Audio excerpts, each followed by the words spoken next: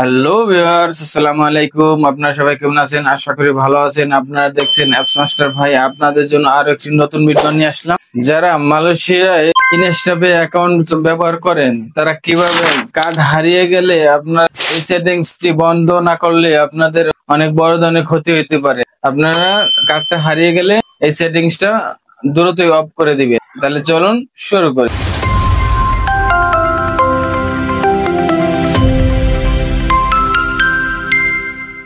Welcome guys, আপনারা যারা Instapay account ব্যবহার করেন তারা কার্ড হারিয়ে গেলে কি করবেন তা আজ দেখাবো। আপনারা প্রথমে অ্যাপস লগ ইন করতে হবে, তারপর এখানে আছে অ্যাক্টিভ স্ট্যাটাস, এখানে ক্লিক করতে হবে। এখানে ক্লিক করার পরে এখানে reset ATM pin, reset ATM pin এখানে আপনাকে ক্লিক করতে হবে।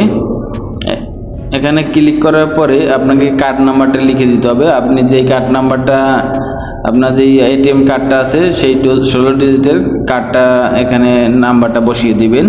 বসিয়ে দেওয়ার পরে আপনাকে নিচে একটা এক্সপায়ার ডেট, আপনার এখানে এক্সপায়ার ডেট, আপনার যে কার্ডের উপরে যে একটা সাল লেখা আছে আর তারিখ লেখা আছে ওইটা দিয়ে দিবেন। আমি ওইটা দিয়ে দিলাম। দিয়ে দেওয়ার পরে আপনাকে এখানে দিতে হবে আপনার জন্ম তারিখ, আপনার যে বার্থডে আছে এই বার্থডেটা দিয়ে বসায় দিবেন এখানে। আর এখানে আমি বার্থডেটা বসায় দিতেছি, আমার বার্থডেটা আমি বসাই দিতে, আপনি আপনার বার্থডেটা বসাই দিবেন। আপনার যদি কার্ড হারিয়ে যায় তাইলে আপনি এই সেটিংসগুলো অবশ্যই অফ করতে হবে। অফ না করলে আপনি একটা বিপদে পড়তে পারেন। এখানে আপনি নতুন একটা পিন নাম্বার দিবেন, আগে যে পিন নাম্বার ছিল এটা বাদ দিয়ে দিবেন, নতুন পিন দিয়ে দিবেন। এখানে পিন দুইবার দেওয়ার পরে আপনাকে রিসেট পিন এখানে ক্লিক করতে হবে। আমি এখানে ক্লিক করলাম না, আমার এটা দেওয়া আছে এই জন্য করলাম না। তারপর নিচে লেখা আছে লক এটিএম কার্ড।